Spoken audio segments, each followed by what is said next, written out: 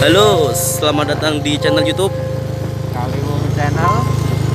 dan Kali ini kita akan memberitakan di area Kaliwung Kendel yang saat ini masih banjir ya.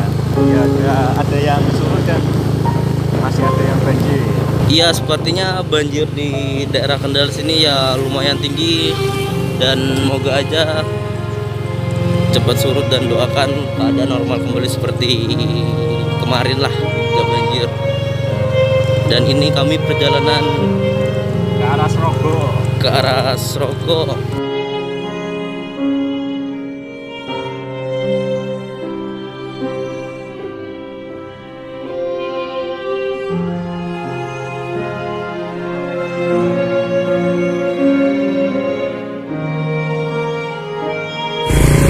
Jalan Srogo Lur, depan Pondok Al-Fadlu 2 banjir ya.